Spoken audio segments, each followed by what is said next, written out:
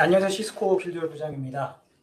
네, 저희 오늘 사우즌드 아이즈 기능 활용을 위한 카탈리스트 9K 설정 및 연동의 주제로 저희 오늘 ATX 웨비나 세션 진행하도록 하겠습니다. 자, 사우즌드 아이즈 뭐 1000개의 눈이에요. 천안. 네, 작년에 저희가 인수했는데 이제 뭐 이름을 또 들어보셨을 거예요. 근데 하지만 아직 어떻게 해야 뭐 사용이 가능한지, 내가 운영하는 네트워크에 뭐 어떤 밸류를 가져다 줄 수 있는 친구인지 뭐 이런 것들에 대해서 아직 익숙하지 않으신 분들이 많이 있으실 겁니다.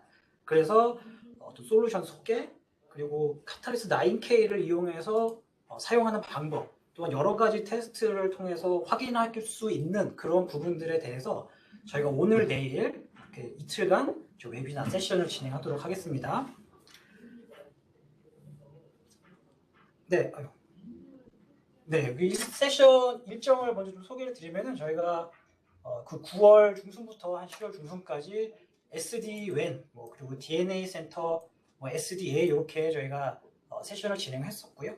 자, 오늘은 솔루션 소개와 이 에이전트라는 것이 있는데 에이전트를 설정하는 방법, 네, 그거에 대해서 좀 설명을 드릴 거고요. 자, 내일은 그 설치한 에이전트로 어떠한 테스트를 통해서 우리가 서비스 모니터링을 할 수 있는가, 이 부분에 대해서 내일 또 소개를 드리도록 하겠습니다. 그래서 오늘, 내일 이렇게 이틀간 모두 이제 참여를 하시면은 이 추첨을 통해서 또 상품을 또 드린다고 해요. 그래서 꼭 다 참여를 하시고 선물 받아가시기 바라겠습니다. 자, 세션 참여자 소개해 드릴게요. 옆에 가수나 이사님, 그리고 저는 이제 길듀얼 부장이고요. 이렇게 저희가 발표를 진행할 거고, 김창덕 수석님, 김주영 과장, 이강우 과장, 심준달 과장, 이렇게 네 분이서 패널리스트로 여러분들의 또 질문에 답을 드릴 겁니다. 자, 저희는 커스터머 석세스 조직이에요. 그 시스코 솔루션을 구매한 고객분들을 대상으로 어떻게 하면 이 솔루션 활용을 더 잘 할 수 있는지 기술적인 도움을 드리는 조직이고요. 근데 오늘 아마 대부분의 이제 고객분들이 사우즌드 아이즈는 좀 처음 접하시는 분들이 많으실 거기 때문에 사우즌드 아이즈의 뭐 라이센스라든가 계정이라든가 이런 부분들에 대해서 또 궁금하신 분들이 많이 있을 거예요. 그래서 저희가 그 사우즌드 아이즈 솔루션의 그 세일즈 담당하시는 이제 김지철 차장님이 오늘 또 피처링을 하러 와주셨습니다.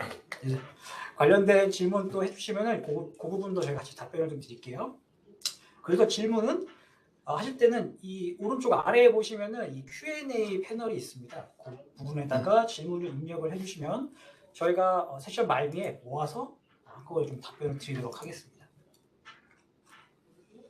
자, 앞에 좀 서론이 길었어요. 그래서 오늘 아젠다의 리스트를 좀 소개를 드리면 먼저 이 사우즌드 아이즈 소개를 좀 먼저 드릴 거고요.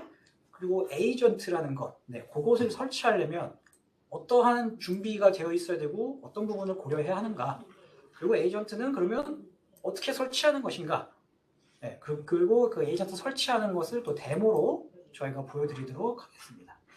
자, 사우즌드 아이즈에 대해 소개를 좀 드리기 전에 먼저 우리의 이 주변 환경을 좀 둘러보는 우리 여유가 좀 필요할 것 같아요. 그래서 일단 우리 업무 서비스 환경을 좀 보면은 우리가 지금까지 데이터 센터를 뭐 직접 구축을 하던, 아니면 뭐 거기에 뭐 상면을 임대를 하던, 거기에 물리적인 서버를 갖다 놓고 또 거기에 우리가 뭐 자체 개발한 어플리케이션, 아니면 뭐 라이센스를 구매한 그런 어플리케이션을 올려놓고 우리 오피스에서 이 업무 서비스를 받기 위해서 데이터 센터에 접속을 했어요. 자, 그러다 보니까 당연히 MPLS나 전용 회선, 이런 어떻게 보면 약간 비쌀 수도 있는데요. 이런 회선들을 좀 많이 사용을 했습니다. 자, 이게 나쁜 게 아니라 뭐 당연한 거였고, 왜냐면 이제 우리는 선택지가 사실 요거밖에 없었어요. 근데 하지만 뭐 요즘이라고 얘기해도 어떻게 보면 약간 민망할 수도 있는데, 많은 부분들이 전체 혹은 뭐 부분적으로 이제 클라우드로 많이 전환을 하고 계십니다. 또 이 애플리케이션도 이제는 이제 사스 형태를 많이 사용을 하세요. 뭐 5365, 세일즈포스나 지금 우리 세션을 진행하는 이 웹엑스 같은 거 다 사스 기반인데요.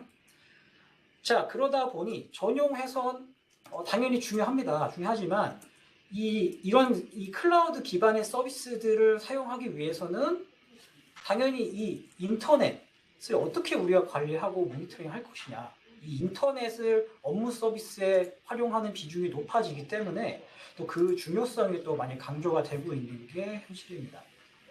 자, 그러면 저와 뭐 여러분과 같이 네트워크를 운영하고 구축하고 네, 하는 우리들의 이 운영 환경에도 좀 변화가 있어요.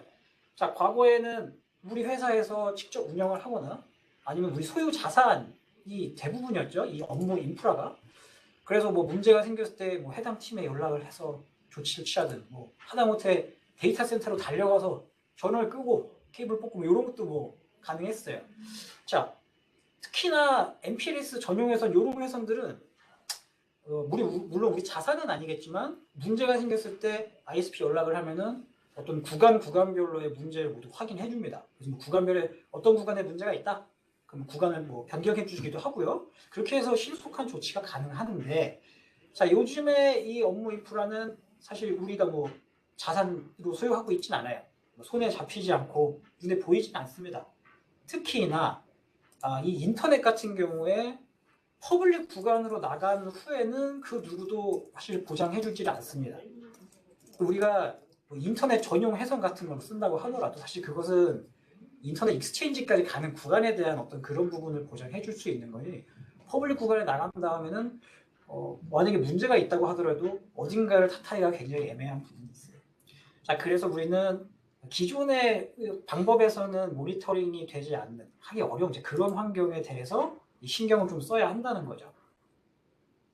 자, 그래서 우리가 이제 앞으로 좀 생각을 해봐야 될 부분은, 자, 퍼블릭 클라우드도 이제는 우리의 내 데이터 센터라는 거예요. 그래서 오피스에서 그 클라우드 구간까지의 이 전체 구간에 대한 엔드투엔드의 가시성을 좀 확보할 수 있어야 되고요.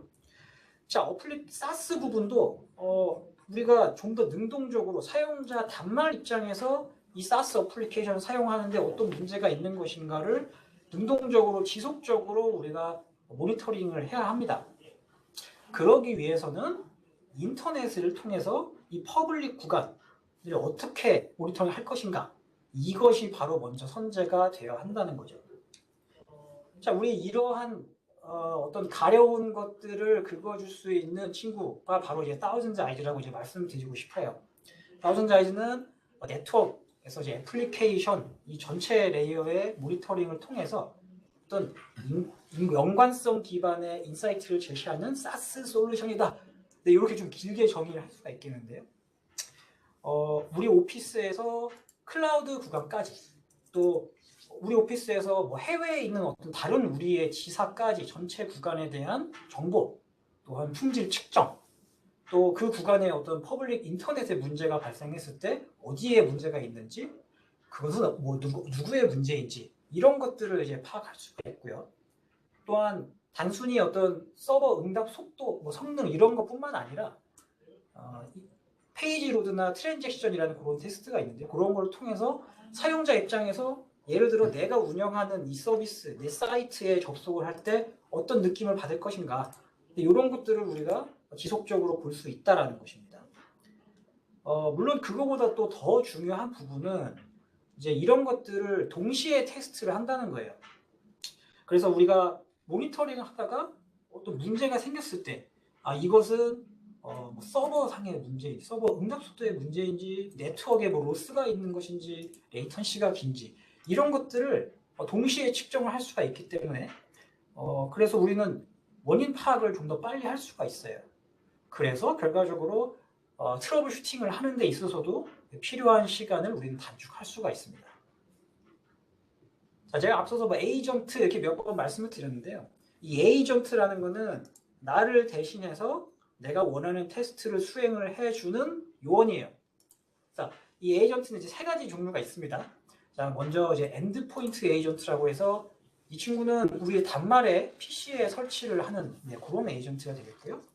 자, 오늘 우리가 이제 주로 얘기할 엔터프라이즈 에이전트, 얘는 뭐 데이터 센터든 뭐 오피스든 내가 원하는 위치에 설치를 할 수가 있고, 여러 가지 형태로 오늘 우리가 이제 다룰 이 시스코 애플리케이션 호스팅, 이 도커 컨테이너 기반으로 설치를 할 수가 있고요. 또 이제 VM 형태로도 설치가 가능합니다. 자, 마지막으로 이제 클라우드 에이전트가 있는데요. 이제 앞서 두 개의 에이전트가 이제 우리가 설치해야 하는 에이전트라고 한다면, 이 클라우드 에이전트는 우리가 이제 사용만 하면 돼요. 이미 전 세계에 400개가 넘게 설치가 되어 있습니다. 주요 이제 ISP들, 퍼블릭 클라우드 사용자들의 리전에 많이 설치가 되어 있고요. 보통 이제 우리가 오지라고 생각할 수 있는 그런 곳에도 다 설치가 돼 있더라고요. 그래서 얘들은 우리가 이용만 하면 되고, 예를 들어서 내 서비스를 해외에 있는 사용자가 내 서비스에 접속할 때 어떤 느낌일 것인가. 굳이 우리가 거기에 있는 누군가를 섭외해서 PC를 연결해서 테스트할 게 아니라 이 클라우드 에이전트를 이용해서 테스트가 가능합니다. 자, 그러면 이 에이전트를 통해서 할 수 있는 테스트가 여러 가지가 있어요. 자, 가장 먼저 이제 라우팅 관련된 거, 그다음에 네트워크, 그래서 에이전트에서 서버, 에이전트끼리 이렇게 테스트 가능하고요. DNS, 웹, 보이스 이런 테스트들이 가능한데요. 어제 딱 뭐 보셔서 아시겠지만 뭔가 이게 대칭별로 이렇게 구분이 되어 있죠. 그래서 저희는 요거를 이제 레이어드 테스트다라고 이제 얘기를 합니다. 이게 이제 왜 레이어드 테스트라고 이제 말씀을 드리냐면은 상위 레이어에 있는 테스트를 진행을 하면 이 아래에 있는 레이어는 자동으로 진행이 되는 거예요. 자, 예를 들어서 제가 이 두 가지 테스트만 좀 소개를 드릴게요. 먼저 이제 페이지 로드 테스트는 내가 어떤 웹사이트에 접속을 했을 때 이 사이트에서 내가 어떤 오브젝트들을 예를 들면 어떤 CDN 서버를 통해서 받아오는데 얼마만큼의 시간이 걸린다. 그래서 결국 이 사이트가 열리는데 어느 정도의 시간이 걸린다. 이런 것들을 측정하는 거거든요. 그래서 웹사이트 접속을 하려면 결국 서버에 접속을 해야 될 거고, 그러기 위해서는 당연히 네트워크 단위를 공유할 겁니다. 그렇기 때문에 얘를 테스트하면 이 아래는 당연히 다 따라온다는 거예요. 자, 트랜잭션 테스트는 내가 어떤 스크립트를 만드는 건데요. 우리가 코딩을 하자는 게 아니고 thousand size 레코더라는 게 있어요. 그래서 예를 들어서 구글에서 내가 뭐 thousand size를 검색을 해서 뭐 어떤 메뉴를 클릭하고 들어가서 이런 것들을 녹화를 하게 됩니다. 녹화를 하면 이제 걔를 스크립트로 자동으로 만들어줘요. 그래서 그것들을 앞서 보신 이 에이전트한테 대신해서 시키는 거죠. 걔도 마찬가지로 뭐 사이트에 접속을 하고 그런 부분들이 있기 때문에 이 아래에 있는 얘들이 다 동시에 수행이 돼요. 자, 그래서 저희는 이런 것들을 레이어드 테스트다라고 그렇게 말씀을 드립니다. 자, 이 thousand size를 통해서 뭐 할 수 있는 뭐 테스트는 굉장히 여러 가지 방법이 있을 거예요. 그래서 저희는 이제 뭐 유지 케이스라고 이제 설명을 하는데 이제 활용할 수 있는 샘플들이 여러 개가 있는데요. 그 중에 이제 뭐 예를 들어서 간단하게 두 가지만 제가 좀 소개를 드리면, 자, 만약에 뭐 오피스에서 이 WAN 구간을 통해서 우리가 데이터 센터에 뭐 접속한 이후에 인터넷을 통해서 클라우드로 나가는 이런 구조가 있다고 가정을 해보자고요.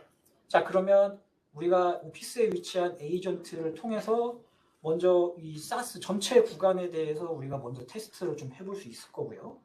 자, 그 다음에 오피스와 이 데이터 센터에 있는 요 에이전트들을 통해서 에이전트 투 에이전트로 요 WAN 구간 테스트 해볼 수 있을 거고, 또 데이터 센터에서 저 사스 구간까지, 뭐 데이터 센터에서 퍼블릭 클라우드 구간까지 이런 식으로 우리가 내가 원하는 구간에 대해서 테스트를 수행을 할 수가 있습니다. 자, 또 한 가지 뭐 예시를 들면은 뭐 클라우드 프록시 많이 사용을 하시잖아요. 자, 프록시는 과거에 이제 우리 관문에 위치해 있었죠. 그래서 내가 밖으로 나갔다 뭐 들어올 때 그때 막 우리를 약간 몸빵해주는 그런 친구였는데, 요즘에는 이 프록시도 이제 바깥에 있어요. 그래서 얘네들에 대한 모니터링이 굉장히 중요합니다. 그래서 예를 들어서 이 프록시를 통해서 내가 어떤 서비스를 받을 때 예를 들어 문제가 있다, 느낌이 쎄하다, 그러면 과연 이 프록시, 나와 이 프록시가 간의 구간에 뭐 문제인 것인지, 그러면 얘를 거치지 않고 갔을 때는 이제 어떠한지, 뭐 예를 들어서 그래도 문제가 있다라고 했을 때 그럼 이 고통은 나만의 것인가, 아니면 혹시 해외에 있는 다른 사람들도 클라우드 에이전트를 사용해서 보면은 같은 고통을 겪고 있는 것인가, 뭐 이런 것들을 이제 우리가 파악해 볼 수 있는 그런 또 부분이 있습니다. 자, 여기까지 제가 thousand eyes에 대해서 간략하게 좀 소개를 드렸고요. 자, 제가 앞에서 뭐 에이전트 몇 번 설명드렸는데, 이 엔터프라이즈 에이전트를 카탈리스트 9K에 오늘 설치하는 걸 볼 거거든요. 자, 그래서 그 부분 좀 미리 준비돼야 하는 부분, 고려 사항, 이런 부분 좀 설명을 드리겠습니다.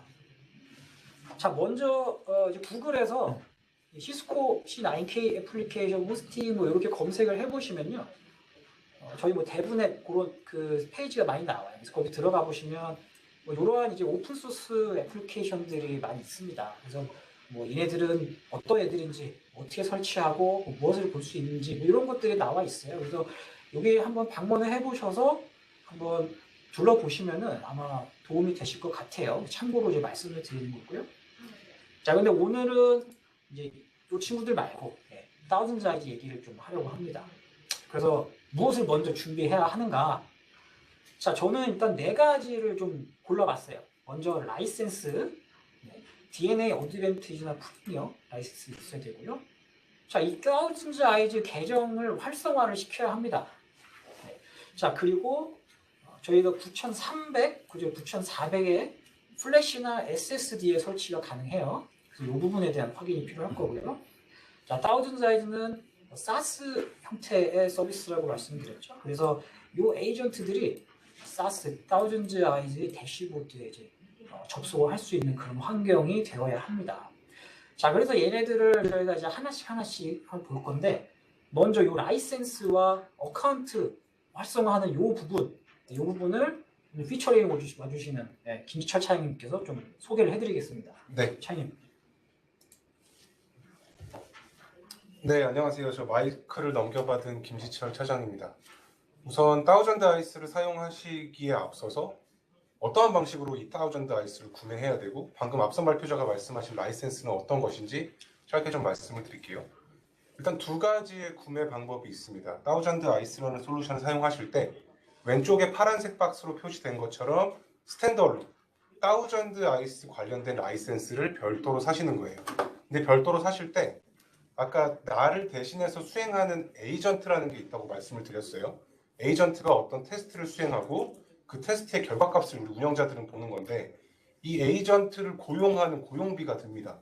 그 고용비가 왼쪽에 있는 T 유닛, T 유저스와 같은 컨셉이에요.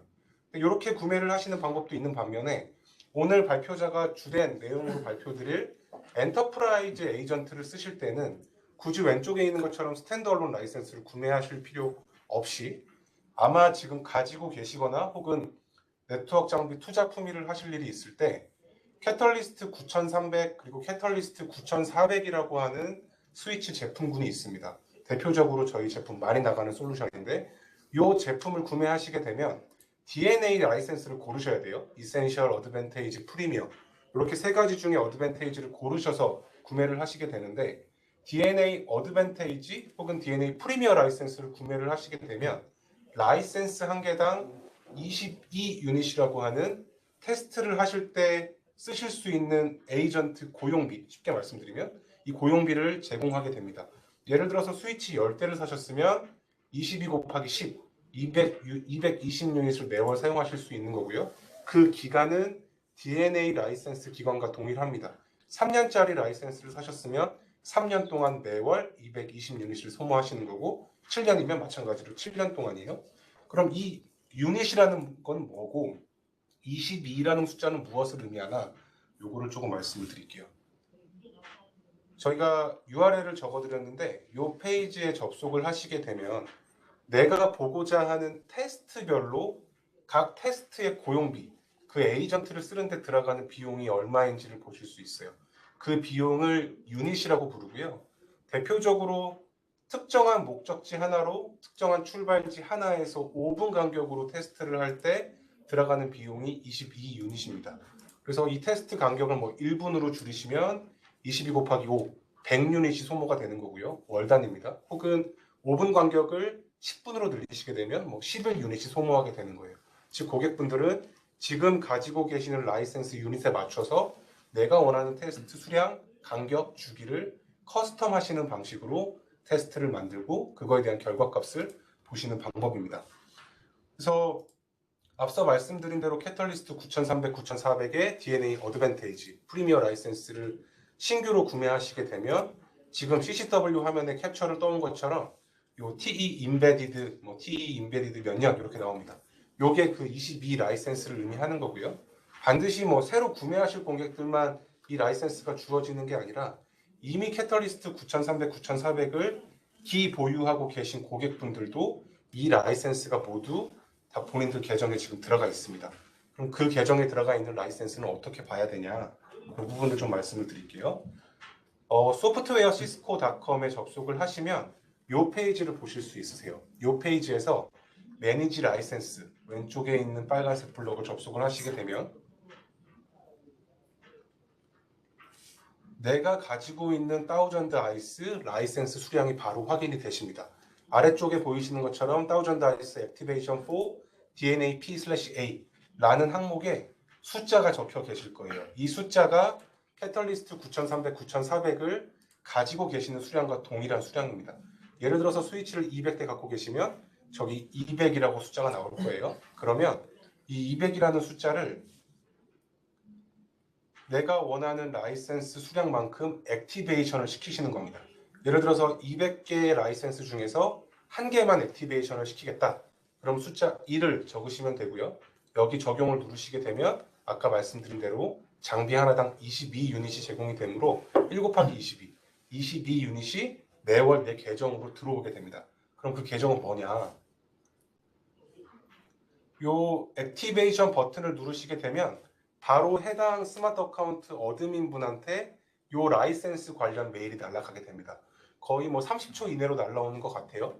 그 메일을 받으시고 보내주신 메일의 링크를 클릭하시게 되면 바로 해당 계정을 액티베이션 시킬 수 있는 페이지로 리다이렉션이 돼요. 그래서 이런 패스워드 초기화를 해라 라는 식의 명령을 보실 수 있고요. 여기 새로운 패스워드를 넣으시게 되면 바로 해당 계정을 통해서 다우전드 아이스 대시보드 app.thousandIce.com에 접속을 하시게 되면 내 계정에 앞서서 활성화시킨 유닛이 매월 따박따박 들어오게 됩니다. 그리고 관리자분들은 그 따박따박 들어오는 유닛을 가지고 테스트를 만드시는 거예요. 그리고 뒤에서부터는 오늘 주 발표자께서 이 엔터프라이즈 에이전트를 어떻게 컨피그레이션하고 어떻게 쓰시는지 발표를 드릴 겁니다. 다시 마이크를 길듀얼 부장께 넘기겠습니다. 네, 그래서 정리를 해보면 네, 이미 DNA 9300, 9400의 DNA 어드밴티지 프리미어 라이센스를 갖고 계신 분들은 별도의 비용 없이 맞습니다. 지금 사용하실 수 있다. 맞습니다. 이미 저 스마트 어카운트에 그렇죠. 고용비가 들어가 있다. 에이전트를 쓸 일을 수 많이 있는. 시키면 그만큼 돈이 많이 들고 맞습니다. 네, 유닛을 많이 들여야 되는 맞습니다. 되겠네요. 그래서 이 스마트 어카운트를 사실 고객분들이 직접 관리하시는 분도 계시겠지만 안 그러신 분들도 계시거든요. 그러니까 이 스마트 이 장비들의 스마트 어카운트가 어떻게 누가 관리를 하고 있는가 요거부터 또 한번 확인을 해보시면 좀 좋을 것 같습니다. 맞습니다. 네, 네, 군더더기 없는 설명 감사드리고요. 네, 네. 그래서 그 다음 제가 저희가 그 고려 사항 중에 세 번째, 네 번째 항목을 좀 설명을 드릴게요. 자, 제가 9300, 9400에 설치가 가능하다라고 말씀을 드렸고요. 자, 플래시는 뭐 다 있는 거고, 만약에 구매를 하실 때 옵션으로 이제 시스코 SSD를 같이 구매를 하셨으면은 이 SSD에도 설치하실 수가 있어요. 일단 플래시에 좀 보셔야 될 게 4기가 정도의 용량이 좀 남아 있어야 됩니다. 그리고 또 OS를 좀 확인을 하셔야 되는데 9300 같은 경우에는 17.3.3 이상, 9400은 17.5.1. 네. 그리고 만약에 SSD 같은 경우는 17.6.1. 네, 이렇게 OS를 좀 미리 확인을 하셔야 되고요. 자, 이 플래시와 SSD는 근데 뭐 어떤 차이가 있는가라고 한다면 사실 그 차이점은 요거 하나예요. 그 테스트에 대한 제한이 약간 있습니다. 제가 앞서서 설명드린 이제 두 개의 테스트 있죠. 웹사이트 접속해서 열리는 거, 스크립트해서 에이전트 시키는 이 두 가지 테스트, 페이지 로드와 트랜잭션 테스트는 사실 이 저장 공간이 필요하거든요. 네, 그렇다 보니 플래시에 설치된 에이전트에서는 제한이 있고요. 그 외에 나머지 테스트는 다 할 수 있습니다. 네. 그리고 SSD에서는 이제 모든 테스트를 다 진행하실 수가 있습니다. 자, 마지막 이제 리처빌리티라고 제가 뭐 써놨는데, 자, 예를 들어 뭐 이런 에이전트들이 이렇게 뭐 설치가 돼 있다고 예를 들어서 보면은 제가 이제 SaaS 이 서비스라고 설명을 드렸어요. 그렇기 때문에 이 에이전트들이 이 ThousandEyes SaaS 기반 이 대시보드에 접속을 할 수 있어야 되고요. 또 만약에 어떤 에이전트로 뭐 이 서버에 테스트를 하겠다. 그럼 당연히 그 테스트하는 관련된 부분이 방합에 오픈이 되어 있어야 되고, 또한 뭐 에이전트들끼리의 테스트를 할 수도 있겠죠. 그런 경우에도 이 각각의 테스트별로 또 필요한 그 오픈되어 있어야 한 그런 부분들이 있어요. 그래서 그런 것들을 저희가 이제 다 쓰기에는 조금 칸이 부족해가지고 한번 이 구글에서 파이어월 뭐 컨피그레이션 뭐 엔터프라이즈 에이전트라던가 아니면 다우즌자이즈 홈페이지에 들어가 보셔서 거기서 이제 파이어월 관련된 검색을 해보시면은 그 부분들을 확인하실 수가 있습니다. 그래서 테스트를 수행하시기 전에 그 부분을 먼저 좀 확인을 해보시는 게 좋을 것 같아요. 자, 그래서 준비사항, 뭐 고려사항에 대한 설명은 드렸고요. 그래서 그럼 어떻게 설치하느냐? 자, 설치를 뭐 할 수 있다라는 건 이제 알겠고요. 이게 어떤 방법이 있느냐일 텐데, 첫 번째로 방법은 이제 DNA 센터를 통해서 설치를 할 수가 있어요. 그 DNA 센터는 이렇게 보시다시피 우리 설치 마법서라 그러죠? 위자드 형태로 이렇게 되어 있습니다. 그래서 뭐 클릭해서 하면은 좀 쉽게 설치를 할 수가 있어요. 자, 두 번째 방법은 CLI를 통해서 설치를 하는 방법입니다. 지금 뭐 애플리케이션 호스팅 이것을 사실 많이 안 해보신 분들이라면 이 컴피그가 굉장히 낯설어 보이실 수 있을 거거든요. 제가 이 컴피그도 뒤에서 어떤 내용인지 좀 설명을 드릴 텐데 한번 들어보시면 아이고 별거 아니네. 예. 아이고 뭐 할 수 있네. 뭐 이렇게 아마 생각이 드실 거예요. 그래서 한번 들어보시면은 충분히 하실 수 있다라고 이제 저는 이제 말씀드리고 싶습니다. 저 CLI 설정은 DNA 센터 없이도 할 수 있는 거죠. 그렇죠. 네. 결국 DNA 센터에서 얘네들을 이런 CLI 설정을 자동으로 넣어주는 거다. 이렇게 생각을 하시면 됩니다. 네. 자, 그래서 전체 이 설치하는 어떤 큰 그림부터 제가 좀 설명을 드릴게요. 가장 먼저 해야 되는 부분, 앞서 이제 김지철 차장 설명해 주신 라이센스와 어카운트 활성화 이 부분이 먼저 선행이 돼야 돼요. 왜냐하면 이 대시보드에 로그인을 해서 이 대시보드에 접속을 해야만 우리는 그 이후에 여기에서 에이전트를 우리가 다운로드를 받을 수가 있거든요. 네. 그래서 여기서 에이전트를 우리가 다운로드 받고 그 다음에 여러분들이 뭐 CLI나 뭐 DNA 센터를 통해서 9K에 설치를 해주시면 됩니다. 자, 이렇게 설치가 되면 마지막으로 이 에이전트가 나의 이 대시보드에 등록이 되면 이제 끝나는 거예요. 자, 그래서 이 앞에 1번 부분은 앞서 설명을 드렸고 저희가 이 두 번째 에이전트 다운로드 관련된 부분, 그 에이전트 설치, 뭐 활성화하는 부분, 이 부분 제가 좀 설명을 드리겠습니다. 자, 에이전트를 다운로드하는 것은 이 대시보드에서 클라우드 엔터프라이즈 에이전트라는 이 메뉴가 있어요. 그래서 에이전트 세팅, add new enterprise agent. 네. 여기 들어가 보시면은 이제 이러한 에이전트 다운로드 받는 화면이 나오고 다운로드를 누르시면은 이 파일이 다운로드가 됩니다. 자, 그래서 얘를 다운로드를 받은 다음에 일단 뭐 여러 가지 여기 형태가 있긴 있죠. 엔터프라이즈 에이전트를 설치할 수 있는 여러 플랫폼들이 있는데 오늘은 저희 이제 시스코 애플리케이션 호스팅 얘기를 하고 있는 거고요. 자, 그리고 여기 한 가지 보셔야 되는 게 이제 어카운트 그룹 토큰이 있어요. 뭐 애플리케이션 뭐 여러 개 설치해 보시는 분들은 많이 아시겠지만 이런 토큰도 많이 쓰죠. 그래서 내 계정별로 이 토큰이 달라요. 그래서 엔터프라이즈 에이전트에 내 토큰을 넣어놔야만 얘가 나를 찾아볼 수 있는 그런 구조라고 보시면 됩니다. 그래서 얘를 다운받아서 우리가 뭐 FTP나 뭐 그런 형식으로 OS 배포하듯이 이렇게 9K의 플래시나 SSD에 보내주시면 됩니다. 자, 그럼 이제 이 방법만 있느냐? 그렇진 않아요. 이 스위치에서 바로 받을 수는 없는가? 받을 수 있습니다. 네, 요런 이 컨피그를 통해서 받을 수가 있는데 사실 요거는 이제 보시다시피 인터넷에서 바로 이 thousand자의.com에서 받아오는 거거든요. 그러다 보니까 당연히 요 이제 스위치가 인터넷에 바로 이제 접속을 하게 되는 그런 상황이 만들어져야 되기 때문에 이 부분은 한번 미리 좀 생각을 해보시는 부분 필요가 좀 있어 보여요. 네, 그거 참고하시면 좋을 것 같고요. 자, 요 에이전트를 다운로드 받을 때 그 밑에 보시면은 요런 또 항목이 있습니다. 뭔가 이 값들을 입력하게 되어 있어요. 그래서 얘네들을 예를 들어서 이런 식으로 내가 이 애플리케이션의 아이디는 뭐고 VLAN은 뭘 쓸 거고 여기에 이 에이전트의 IP를 뭘 줄 거고 이런 것들을 이제 입력을 해 놓으면 앞서 보신 약간은 복잡해 보이는 그 컴퓨터가 자동으로 만들어집니다. 그래서 얘를 바로 그냥 카피 앤 페이스트 하시면 돼요. 자, 앞에 여기 뭐 호스트네임 이런 부분들은 복사가 안 되고 쭉 드래그 하면은 실제 이 컴피그만 바로 복사가 되거든요. 네, 그래서 바로 넣으시면 되고, 요 컨피그도 뒤에서 설명을 드리겠습니다. 자, 그래서 전체 우리가 이제 설치를 하고 예를 들어 삭제하는 그런 전체 프로세스에 대해서 좀 보면은, 자, 플래시나 SSD에 이 에이전트가 이미 올라가 있다라는 가정 하에 가장 먼저 인스톨 수행을 하고요. 자, 그 다음에 이제 액티베이션을 하게 됩니다. 자, 그 이후에 스타트를 누르면 이 에이전트가 시작이 돼요. 자, 그러지 않으시길 바라지만, 그럴 리 없길 바라면, 만약에 뭐 얘를 스탑해야 된다, 멈춰야 된다, 그러면 일단 스탑, 그 다음에 비활성화 시키는 부분이 있고, 마지막에 이제 언인스톨로 하시면 됩니다. 뭐 언인스톨 했다고 해서 뭐 플래시나 SSD 있던 게 지워지는 건 아니고요. 그냥 애플리케이션 자체가 언인스톨 된다, 이렇게만 이제 생각을 하시면 됩니다.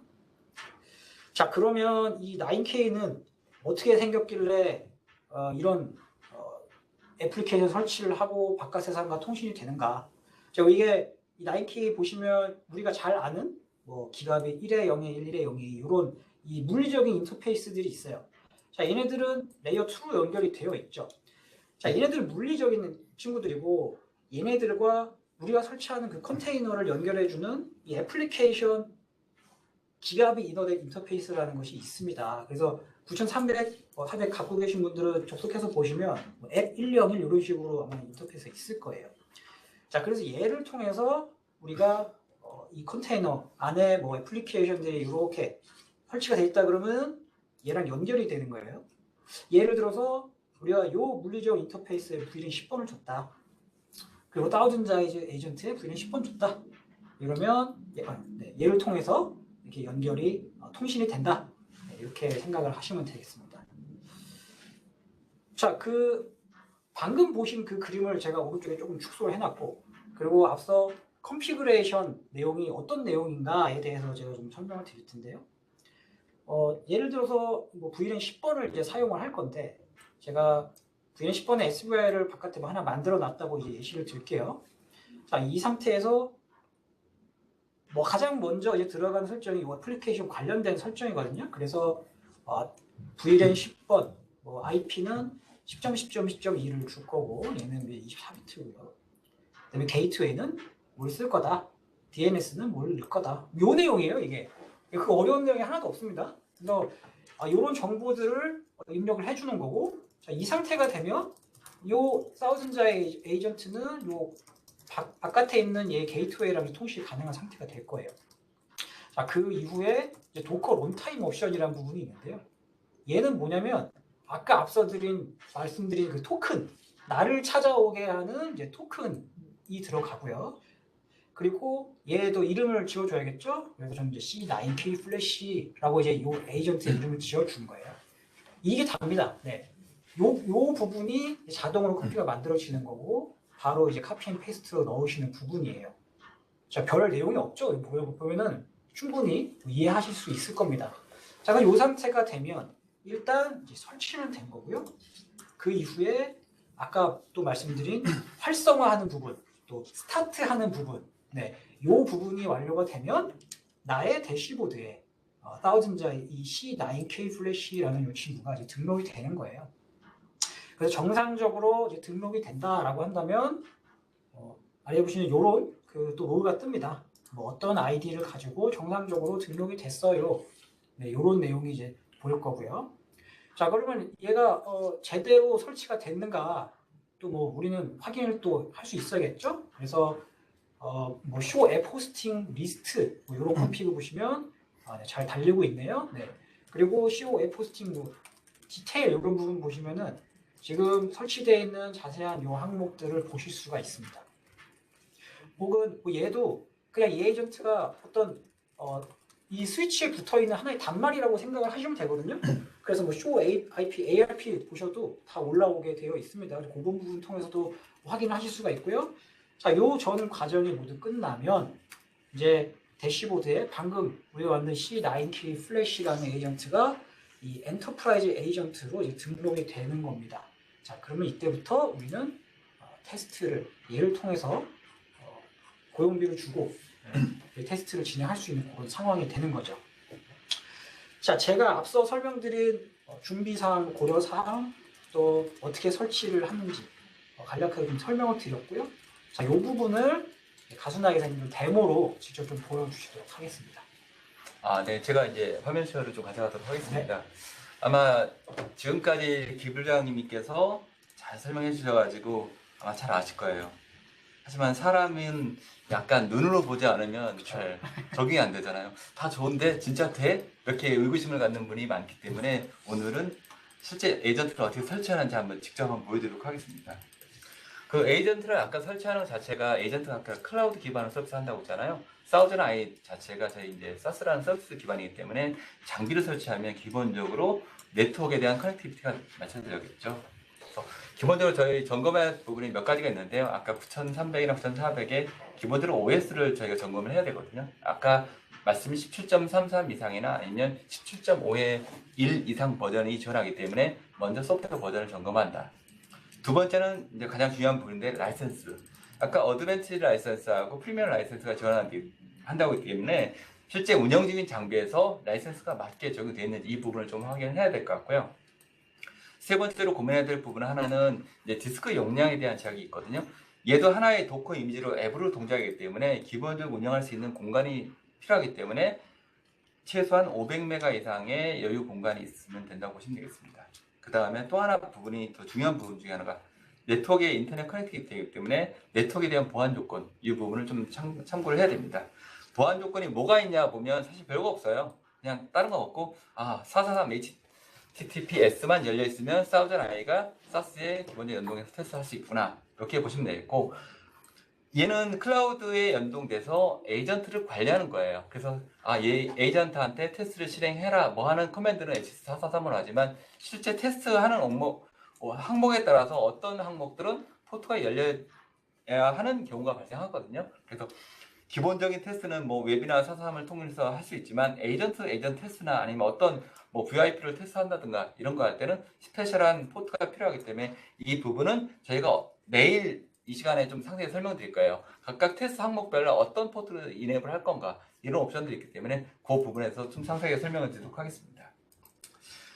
테스트를 아까 이제 말씀드렸는데 버전은 어떻게 하냐 아마 이 코멘트 다 아시잖아요. 그냥 쇼 버전 치시면은 소프트웨어 버전을 확인할 수 있는 거고 라이센스는 버전 치 밑에 보시면 이 라이센스가 나올 거예요. 그래서 현재 운영되는 라이센스가 어떤 건지 그런 다음에 플래시에 이미지 파일이 있는지 그 다음에 용량이 얼마큼 남아 있는지 이런 거를 확인한다고 보시겠습니다. 좀 이따 아마 데모에서 이건 같이 보도록 하겠습니다. 그래서 오늘 이제 테스트할 그 장비는 하나 9300 장비인데요. 얘 아까 보시면 복잡하게 설명드렸는데 쉽게 생각하시면 VLAN 10번 하나 줘놓고 그 밑에 이 도커 이미지를 컨테이너를 얘로 이렇게 묶는다 라고 보시면 되겠고 인터페이스는 애플리케이션 기가빗 1에 0에 1번이다 라고 했고 저는 VLAN 10번을 하나 만들었고요. 10에 10에 10에 1번이라는 거를 디폴트 게이트웨이로 하나 만들고 도커 이미지를 저는 10에 10에 10에 2번을 줄 예정입니다. 그리고 나머지를 통신을 하겠다 이런 환경이라고 보시면 되겠고 내부적으로 한번 자세히 보시면 애플리케이션 기가빗 1에 0에 1번 같은 경우 저는 VLAN 10번이라는 걸 할당해 놨고요. 모드는 트렁크로 만들어 놨어요. 그래서 얘가 10번 VLAN 10번을 통해서 통신할 수 있는 환경을 만들어 놨다고 보시면 되겠고 VLAN 10번에 대해서 인터페이스를 하나 만들어서 외부에 라우팅 할 수 있는 환경이라고 보시면 되겠습니다. 지금 같은 경우 저는 이제 L3 환경을 만들었기 때문에 VLAN 10번을 만들었는데 얘가 L2 스위치다 하면 위 상단에 있는 게이트웨이에서 이 작업을 해주면 된다고 보시면 되겠습니다. 그런 다음에 먼저 사전에 작업해야 될 게 IOX라는 커맨드가 하나 있거든요. 이 IOX가 뭐냐 하면 이제 도커 컨테이너를 활성화하겠다는 커맨드예요. 그래서 하나만 실행해 주시면 뭐 도커에 대한 데몬이 쭉 활성화되는 게 이렇게 보이실 겁니다. 그래서 처음에는 아무것도 활성화 안 돼 있었는데 이 커맨드 한 줄만 딱 쳐주시면 이제는 얘한테 앱 서비스를 올릴 수 있는 준비가 됐다 이렇게 이해하시면 되겠습니다. 마음의 준비를 시키는 거군요. 네. 그래서 한번 눈으로 보시는 것보다 이제 한번 장비에 들어가서 한번 보시면 좋을 것 같습니다. 제가 장비 들어갔는데요. 소프트웨어 버전 보는 거 심플하잖아요. 쇼 버전 치고 많이 나와서 제가 심플하게 하나 잘라놨어요. 그래서 여기 보시면 17.6의 1 버전에 괜찮네. 이런 신경 쓰지 마시고 그냥 쇼 버전 치시면 되게 많이 나오잖아요. 그냥 보시면 맨 위에 17.6의 1 버전 쓴다는 거 여기서 확인할 수 있고요. 밑에 보시면 여기 라이센스가 나와요. 보시면 여기 테크놀로지 패키지 라이센스 인포메이션에서 DNA 어드밴티지가 지금 활성화되어 있구나. 이것만 확인하시면 될 것 같고요. 그 다음에 우리가 또 확인해야 될 게 플래시 용량이라고 했잖아요. 그래서 DR 치면 플래시 1이 나오는데 플래시 용량 중에 보면니까 한 4기가 정도 남아있구나. 되게 복잡해 보이시는데요. 3개씩 3개씩 끊어서 보시면 돼요. 그래서 보시면 현재 한 4기가 정도 남았기 때문에 이 스위치에 이제 설치할 수 있는 준비는 이제 돼 있구나. 그러면 에이전트를 이제 다운로드 받아야 되겠죠? 그러면 에이전트를 한번 다운로드 받으러 가겠습니다. 처음에 아까 말씀드린 것처럼 사우전 아이에 대해서 계정을 활성화하면 그 활성화 이메일을 받거든요. 이 메일을 클릭하고 들어가시면 사우전 아이에 로그인하시게 되고 거기에 패스워드 입력하시면 지금처럼 이제 대시보드가 나오는데요. 지금은 에이전트를 몇 개 설치해 놨는데 아마 들어가시면 아무것도 안 보이실 겁니다.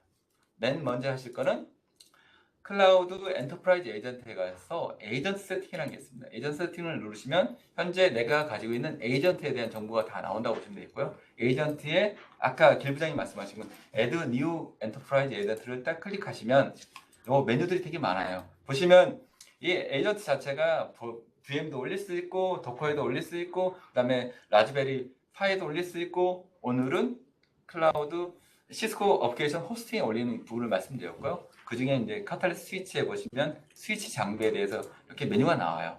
이미지를 다운로드 받은 건 다운로드 타로 파일을 딱 클릭하시면 얘가 위자드가 딱 뜨면서 이 이미지를 다운로드 받아 한 200메가 정도 뜨거든요. 그래서 200메가를 그냥 로컬에 저장하시면 되고 저장하신 다음에 파일을 이 플래시 장비에 이제 복사하시면 되거든요. 그래서 저는 이제 여기 하나에 지금 복사를 해놨습니다. 그래서 스위치가 만약에 인터넷이 된다고 하면 직접 다운로드 받는 옵션도 있는데 대부분 인터넷 접속이 안 되는 경우가 많기 때문에 그리고 이제 안정성 이런 거를 검증하는 측면에서는 저희는 이제 다운로드 받아서 FTP나 아니면 TFTP 이런 것들을 사용해서 플래시에 복사를 하는 걸 저희 공고를 하고 있습니다. 그래서 지금 같은 경우는 제가 다운로드 받아서 스위치에 파일을 지금 복사를 해놨습니다. 여기까지 됐다고 보시면 되겠고 그러신 다음에 이제 여러 가지 하나하나 설치한다고 보시면 돼요.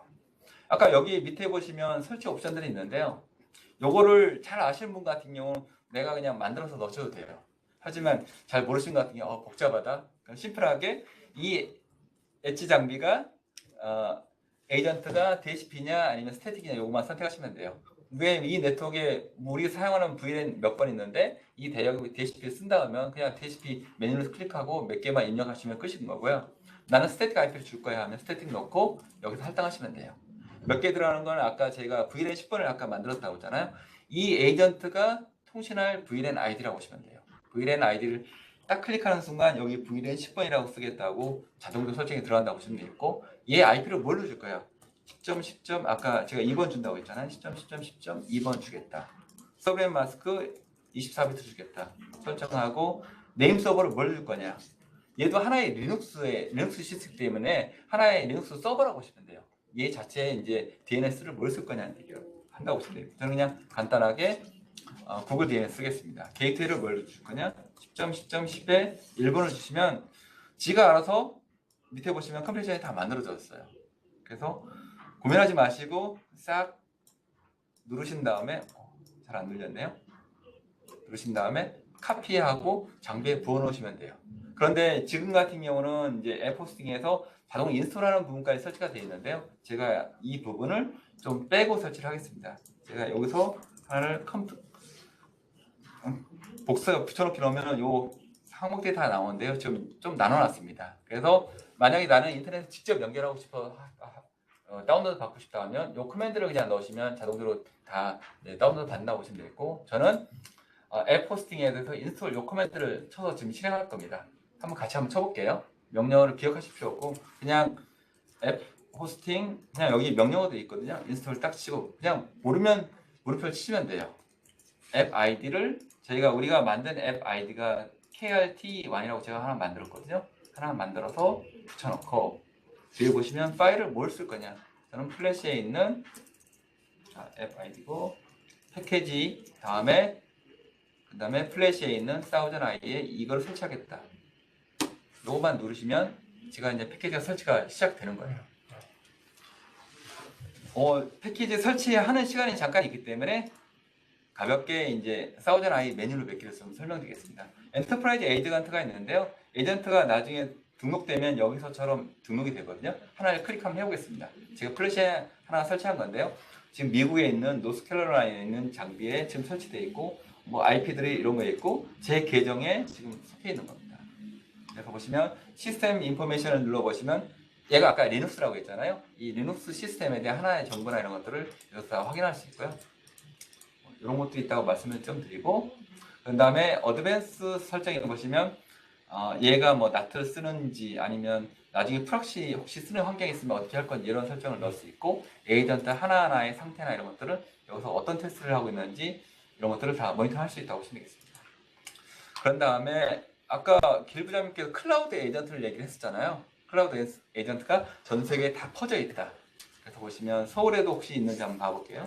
서울 한번 클릭하시면 서울에도 몇 개가 있네요. 아마존에도 있고 애주어도 있고 구글에도 있고 되게 많은 게 이런 식으로 다 에이전트가 설치가 되어 있기 때문에 나중에 필요하시면 라이센스만 더 구매하시면 이 부분을 활용할 수 있다고 보시면 되고요. 아프리카에도 많이 있더라고요. 아프리카 한번 쳐볼까요? 어디 한번 쳐볼까요? 그냥 몇 개 봤었는데 뭐 남하고 뭐 이런 데 있는 것 같더라고요. 케이프타운이네요. 네. 그러니까 케이프타운이 바로 나오네요. 그다음에 에이전트 라벨 같은 경우는 라벨을 붙여놓을 거예요. 에이전트가 하나면 상관없는데 에이전트가 100개, 1000개예요. 그러면 그룹핑을 묻는 이런 라벨을 만들 수 있다고 보시면 되겠고요. 이때쯤 되면 아마 설치가 끝났을 것 같은데 한번 가보겠습니다. Show App Hosting 리스트를 한번 보겠습니다. 지금 보시면 디플로이 됐다고 나와 자체가 이제 설치가 끝났다고 보시면 돼요. 그런 다음에 친절하게도 여기 커맨드들이 다 나와요. 이 커맨드를 아무 생각 없이 그냥 카피 페이스트 하시면 돼요.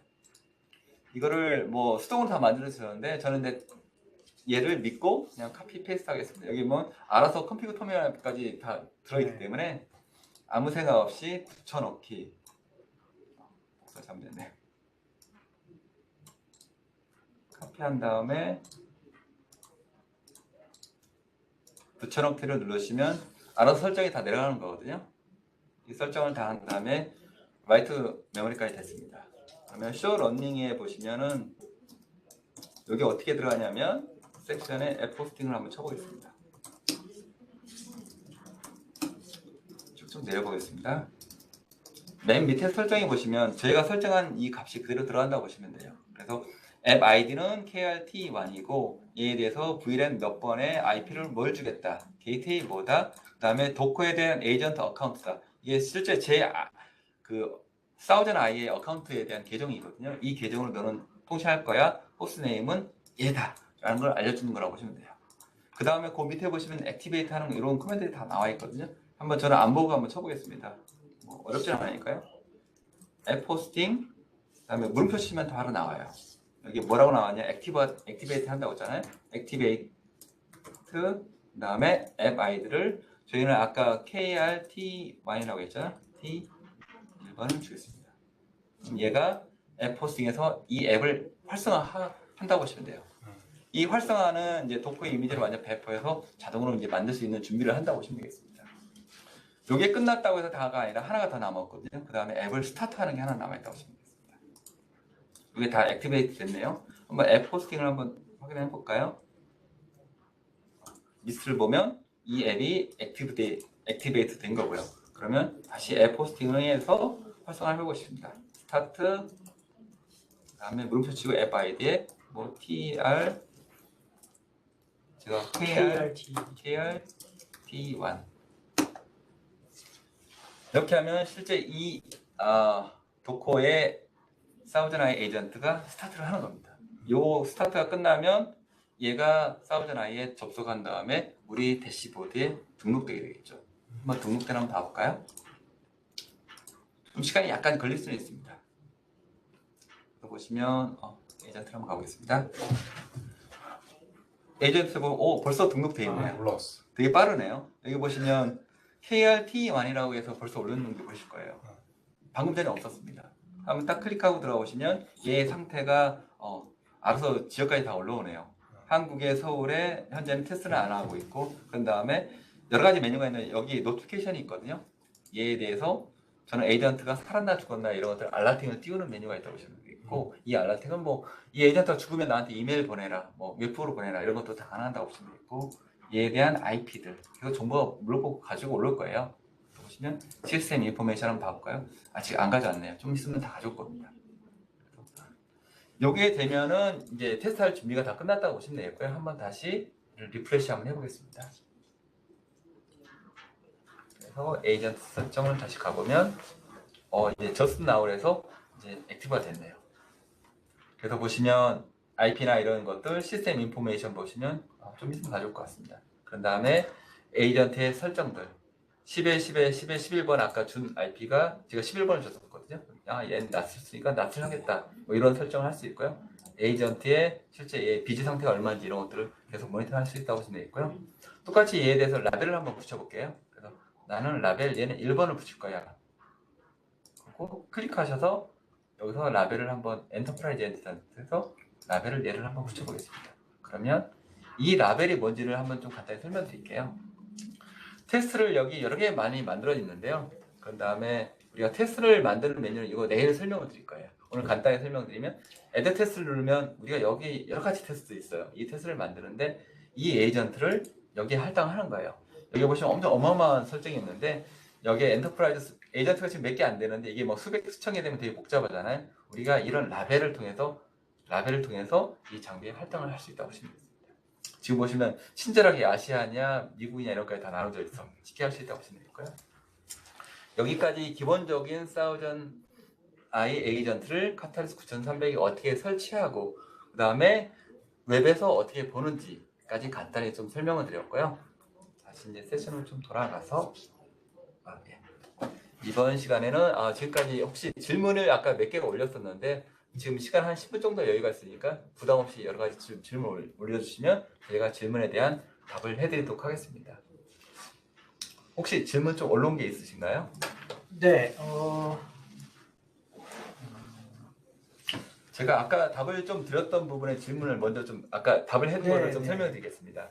첫 번째 SSD를 아까 설치한다고 말씀드렸는데 SSD를 설치하면 아까 길부장님께서 말씀하신 것처럼 두 가지 테스트를 더 할 수 있어요. 트랜잭션 테스트하고 웹페이지 로드 테스트거든요. 요 두 개 테스트가 되게 중요한 테스트입니다.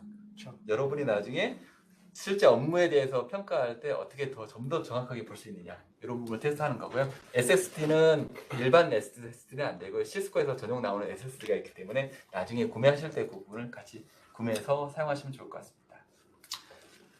그리고 아까 또 하나 질문 나왔던 게 하나 더 있었던 게 이 에이전트 다운로드를 PC에서 받아서 장비에 업로드할 수 있냐 이렇게 했는데 아까 네. 제가 설명을 좀 드렸었잖아요. 그래서 PC로 다운로드 받은 다음에 뭐 TFT가 됐건 FTP가 됐건 SGP가 됐건 파일을 복사해서 거기서 활성화하시면 될 것 같습니다. 자, 그리고 9200 스위치는 사용 가능한가요? 라고. 네, 아직은 지원이 안 되고요. 아쉽게도 9200 제품은 앱포스팅이 지원이 안 됩니다. 로드맵도 아직은 없고 말씀드린 대로 9300, 9400만 현재 지원이 가능하고 9500, 9600은 곧 지원 예정입니다. 그리고 저희 본부에서 지령이 하나 내려왔는데 네. 이렇게 좀 말씀을 해달라고. 네.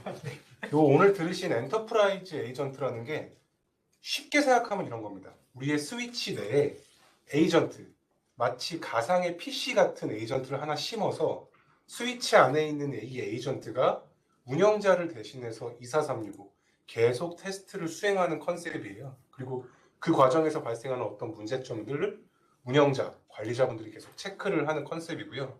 제가 고객사에 나가서 세션을 많이 딜리버리를 할 때 듣는 질문 중에 이 에이전트를 설치하면 기존의 스위치 성능이 저하되지 않습니까? 라는 질문을 종종 듣곤 하는데 사실은 저희 스위치들은 이 앱 호스팅을 지원하기 위한 자원들을 별도로 가지고 있습니다. 별도의 vCPU, 별도의 v메모리를 통해서 해당 앱 호스팅을 지원하기 때문에 기존의 포워딩 라우팅 성능에는 전혀 영향이 없다는 거. 그리고 만에 하나 이 에이전트가 죽더라도 기존의 스위칭 라우팅에는 전혀 영향이 없다는 것을 다시 한번 언급을 드립니다. 그래서 저희가 이제 항상 가상화잖아요. 지금 네. 네트워크도 가상화하고 스위치 9300이 이제 하나의 이제 플랫폼 장비예요. 네, 네트워크 스위치가 아니라 이제 하나의 플랫폼의 그 중에 하나를 저희가 이제 기존에는 리눅스에 있는 이제 네임스페이스 갖고 가상화했던데 똑같은 개념으로 하나의 이제 도커라는 거를 갖다 놓고 그거를 가상화해서 쓴다고 보시면 되겠습니다. 그래서 오늘 들으신 것처럼 사실은 저는 네트워크 엔지니어가 아니다 보니까 잘 모르는데 그렇게 어려운 것 같진 않아요. 컨피그레이션도 자동으로 만들어주고 그냥 복붙해서 부어넣으면 바로 에이전트가 올라오고 그래서 저희가 이 다우전드 아이스 관련돼서 POC 혹은 POV를 돌리시는 고객분들께 작은 기념품을 드리는 행사를 진행하고 있습니다.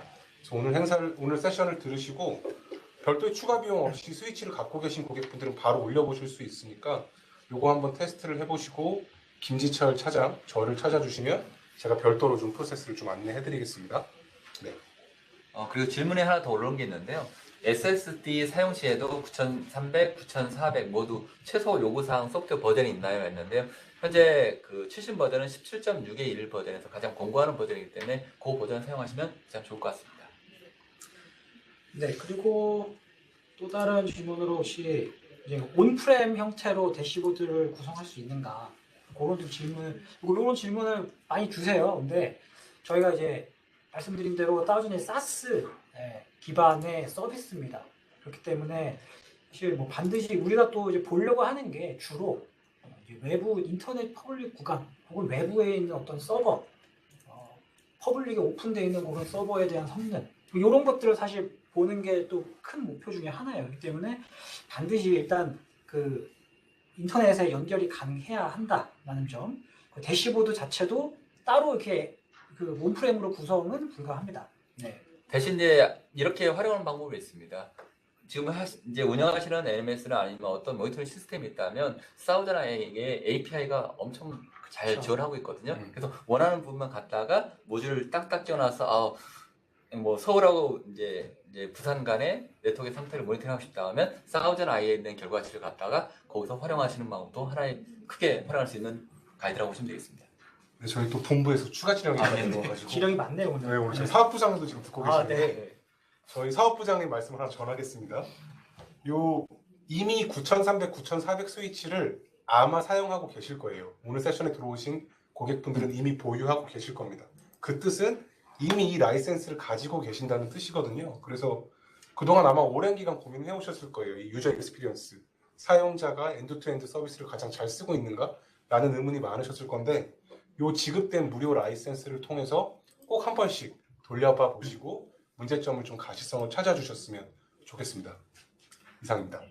그리고 이제 세션 저희가 마치면은 아마 웹엑스 창에 팝업이 하나 뜰 거예요. 거기에 보시면 세션 만족도하고 시스코에 지원이 필요하냐 이런 마크가 있는데 이러면 지원이 필요한 거를 마크를 해주시면 저희가 나중에 좀 찾아뵙고 말씀을 좀 드리도록 하겠습니다. 네. 자, 내일 세션 제가 좀 소개를 드릴게요. 오늘 이제 보셨다시피 다우전드 아이즈에 대한 개념 소개를 좀 드렸고 9K에 설치하는 방법 보셨다시피 아주 간단합니다. 네, 설치하실 수 있고요. 자, 내일 세션은 오늘 간략하게 테스트 그 메뉴를 좀 보여드리긴 했는데 그 테스트 종류가 여러 가지가 있는데 그 테스트들은 과연 뭐 어떤 테스트들이고 걔를 통해서 우리가 뭘 볼 수 있는가 뭐 그런 부분들에 대해서 내일 좀 진행을 하도록 하겠습니다. 다시 한번 강조드리면 오늘 내일 다 참여를 하시면 예쁜 선물 박스가 있네요. 네, 이렇게 또 선물을 드린다고 하니까 오늘 내일 다 참여 부탁드리겠습니다. 네. 마지막으로 정리하면은 오늘은 사우전 아이를 설치하는 거에 저희가 포커스를 했고요. 그렇죠. 내일은 어떻게 활용하는 거입니다. 그렇죠. 네. 그래서 오늘은 이제 주로 이제 잘 안 쓰고 어떻게 활용할 건가에 포커싱이 있고 내일은 혹시라도 한 번이라도 쓰신 분들도 한번 들어와서 보시면서 이렇게 좀 더 활용하면 좋겠다 이런 아이디어를 좀 가져갔으면 좋겠습니다. 네, 오늘 세션 참여해 주셔서 감사드리고요. 내일 오후 2시에 또 뵙도록 하겠습니다. 네, 감사합니다. 감사합니다. 네, 감사합니다.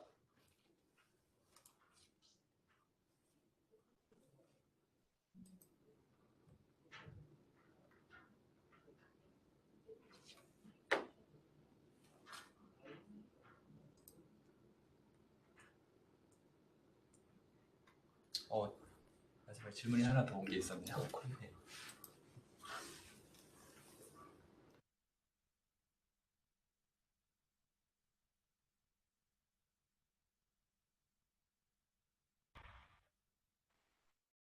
세 분 고생 많으셨습니다.